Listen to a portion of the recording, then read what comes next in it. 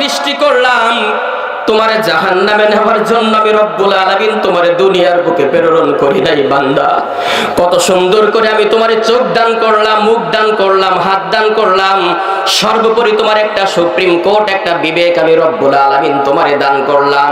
বান্দা, তোমারে জাহান্নামে নেওয়ার জন্য এগুলো করি নাই, তোমাকে জান্নাতে নেওয়ার জন্য, জান্নাতের উপযোগী বানানোর জন্যই আমি রব্বুল আলামিন তোমাকে সৃষ্টি করেছি। চিৎকার দিয়ে বলি সুবহানাল্লাহ। প্রিয় বন্ধুগণ আমার, এজন্য পিতামাতার খেদমত করতে হবে, তাদের সাথে ভালো আচরণ করতে হবে।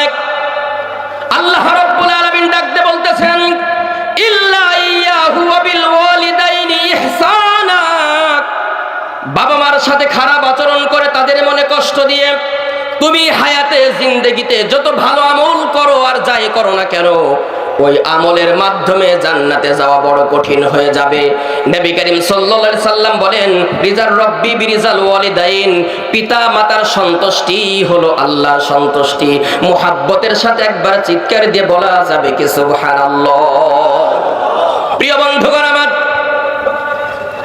আল্লাহর পয়গম্বর নবী সাল্লাল্লাহু আলাইহি ওয়াসাল্লাম জান্নাত এবং জাহান্নাম পরিভ্রমণ করলেন, তিনি ঘুরলেন। জান্নাতের ভিতরে তিনি উকি দিয়ে দেখলেন একজন ব্যক্তি কোরআন তেলাওয়াত করতেছেন। আল্লাহর পয়গম্বর নবী সাল্লাল্লাহু আলাইহি ওয়াসাল্লাম কানটাকে খাড়া করে দিলেন। কি ব্যাপার? জান্নাতের ভিতরে কোরআন তেলাওয়াতের শব্দ আসে। তাওরাত, জবুর, ইনজিল যদি তেলাওয়াত হতো তাহলে তো আমি বুঝতে পারতাম অন্য নবীর উম্মত। কোরআন যেহেতু তেলাওয়াত হয় তাহলে তো আমার উম্মত। নবী সাল্লাল্লাহু আলাইহি সাল্লাম জান্নাতের ভিতরে উকি দিলেন, তিনি দেখলেন একজন ব্যক্তি কোরআন তেলাওয়াত করতেছেন। আল্লাহর পয়গম্বর সঙ্গে সঙ্গে জিবরিল আলাইহিস সালাতু ওয়াস সালামকে ডাকলেন, ডাক দিয়ে বললেন, মান হুয়া?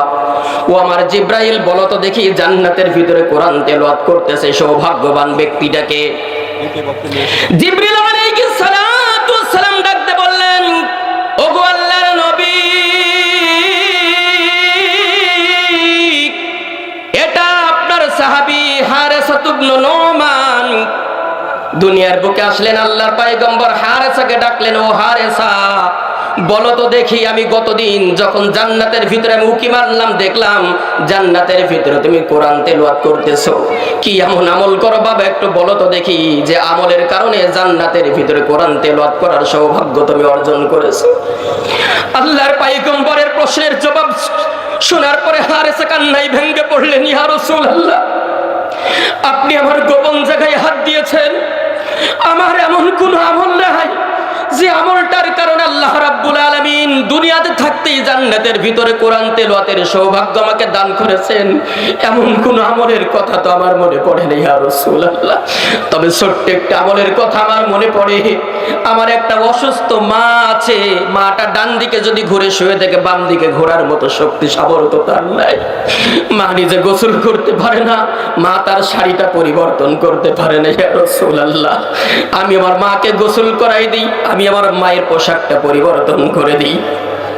পাশে সাহাবারা দাঁড়িয়ে আছেন, ইয়া রাসূলুল্লাহ, ইয়া হাবিবাল্লাহ, আমরা সাক্ষ্য দিচ্ছি হারেসা যখন বাসার ভিতর থেকে বাহির হয়, সে রাস্তার ভিতরে দৌড়াদৌড়ি করে। আমরা লক্ষ্য করে দেখেছি বাহিরের কাজগুলো শেষ করে কখন সে বাসায় ফিরবে পাগল প্রায় হয়ে যায়। কাজ শেষ করতে যতটুকু দেরি, বন্ধুদের সাথে আড্ডা দেওয়ার কোনো সময় নাই।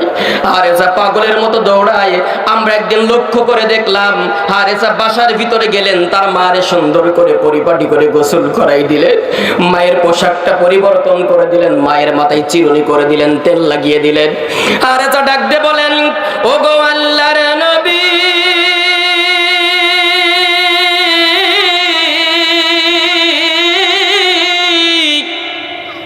ইয়া রাসূলুল্লাহ, ইয়া হাবিবাল্লাহ, আমার মা এতটাই অসুস্থ, আমার মায়ের মুখে যদি আমি ভাত উঠাই দিই, আমার মা ওই ভাতটা একটু নরম করে তার দাঁত দিয়ে মাড়ি দিয়ে নরম করে খাবে এমন শক্তিও তার নাই। ইয়া রাসূলুল্লাহ, এই যে আমার হাতের দুইটা আঙ্গুল আপনি দেখতেছেন, এই আঙ্গুল দুইটা দিয়ে আমি ভাতগুলো নরম করে মলম করে পেস্ট করে মায়ের মুখের ভিতরে দিয়ে দিই। আমার মা মাঝে মাঝে ভাতটা গিলতে পারে, আবার মাঝে মাঝে মা সাইড দিয়ে ভাতটা বাহির করে দেয়। আমার মা এতটাই অসুস্থ। আল্লাহর পয়গম্বর নবী সাল্লাল্লাহু আলাইহি সাল্লাম চোখে অশ্রু ঝরিয়ে দিলেন, ও হারেসা, হারেসাকে বুকের সাথে জড়াই ধরলেন, হারেসা এটাই তো বিররুল ওয়ালিদাইন, এটা তোমার এই আমলটা আল্লাহ তাআলার কাছে এতটাই পছন্দের হয়ে গেছে রে হারেসা, এই আমলটার কারণে আল্লাহ রাব্বুল আলামিন তুমি দুনিয়াতে থাকতেই তোমার জান্নাতে কোরআন তেলাওয়াতের মতো সৌভাগ্য অর্জন করে দিয়েছে। চিৎকার দিয়ে একবার বলা যাবে কি সুবহানাল্লাহ? প্রিয় বন্ধুগণ আমার, আজকে আমাদের অভ্যাসগুলো কেমন হয়ে গেছে? আমরা দুনিয়া নিয়ে, কর্মব্যস্ততা নিয়ে জীবনটা অতিবাহিত করে দিই। আমাদের জনম দুঃখীর মারে সপ্তাহে একটা বার ফোন দিয়ে খোঁজ নেওয়ার মতো সময় আমাদের হয় না। মা বারংবার ফোনের দিকে তাকায় আর চিন্তা করে, আরে আবার কলিজার টুকরা সন্তান, এই বুঝি আমার কাছে একটু ফোন দিবে। মা বারবার ফোনটা হাতে নেই, চিন্তা করে, আরে আমার কলিজার টুকরা সন্তান, এই বুঝি আমার কাছে ফোন যাবে। দিন চলে যায়, সপ্তাহ চলে যায়, মাস চলে যায়, জনম দুঃখিনী মারে একটা মিনিট ফোন দিয়ে মা বলে ডাকার মতো সময় আমাদের হয় না। এমন কপাল পোড়া সন্তান আল্লাহর জমির দুই একটা আছে। প্রিয় বন্ধুগণ আমার, প্রিয় যুবক ভাইয়েরা আমার, আমি আজকে যখন স্টেজে উঠবো তার কিছুক্ষণ আগেই, আমি নাম নিব না, এই মহল্লার ভিতর থেকে একজন বুড়িমা ফোন দিয়ে কান্নাই ভেঙ্গে পড়লেন, বাবা তোমার নাম কি? বাইজি, তোমার নাম্বারটা আজকে সারাটা দিনের ভিতরে বড্ড কষ্ট করে আমি ম্যানেজ করেছি বাবা। আমার ছেলের নামটা তোমাকে বলে তারে লজ্জায় ফেলতে চাই না। আমার সন্তান আজকে ওই মাহফিলেরই ভলেন্টিয়ারের দায়িত্ব পালন করতেছে, অথচ আমার কলিজার টুকরা সন্তান 2.5 বছরের ভিতরে একটা বাড়ির জন্য আমার মা বলে ডাকে। কান্নাই ভেঙ্গে পড়লে, বাবা তুমি একটু এমন ওয়াজ করো, এমন কথা বলো, সন্তান যেন তার মারে মা বলে ডাকে। আমার সন্তানের মুখের দিয়ে বারবার বারবার ডাকাই আর আমার বুকটা ফেটে যায়, সন্তান আবার কখন মা বলে ডাকবে, আমার কলিজাটা শীতল হয়ে যায়। ও যুবক ভাই, আমি তোমার 2টা পায়ে হাত দিয়ে বলি, তোমার কাছে বিনয়ের সাথে অনুরোধ করি, বলি যুবক, দুনিয়ার বুকে তোমার মা এখনো পর্যন্ত বেঁচে আছে, মায়ের কাছে যাও, মায়ের খেদমত করো, মায়ের ভালোবাসো, তার সাথে সদ আচরণ করো, তারে ভালোবাসো। তুমি যদি মায়ের সাথে ভালো আচরণ না করো, মায়ের কষ্ট দাও, আল্লাহ রাব্বুল আলামিন কুরআনুল কারীমের ভিতরে পরবর্তী আয়াতের ভিতরে তিনি স্পষ্ট করে বর্ণনা করেন, ফালা তাকুল্লাহুমা উফফি ওয়ালা তানহারহুমা ওয়া কুল্লাহুমা কাওলান কারীমা। ও যুবক, তুমি এমন আচরণ করো না, এমন খারাপ আচরণ তুমি তোমার মায়ের সাথে করো না, যে আচরণের কারণে তোমার মায়ের কলিজার ভিতর থেকে উফ শব্দটুকু বাহির হবে, তার এই 2টা চর্ম ঠোঁট দ্বারা উফ শব্দটুকু বাহির হতে যতটুকু দেরি, আমি রব্বুল আলামিনের আরশে মহল্লা পর্যন্ত উফ শব্দটুকু পৌঁছাইতে দেরি হয় না।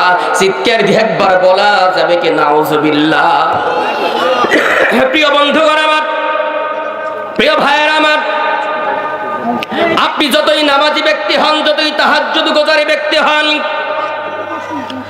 আপনি যতই হাজী সাহেব হন, যত গাজী সাহেব হন, আপনার মা যদি আপনার প্রতি কষ্ট পায়, আপনার বাবা যদি আপনার ব্যবহারে কষ্ট পায়, বিশ্বাস করেন প্রিয় ভাইয়ের আমার, এই হজ, এই যাকাত, এই তাসবিহ তাহলিলের মাধ্যমে জান্নাতে যাওয়া যাবে না।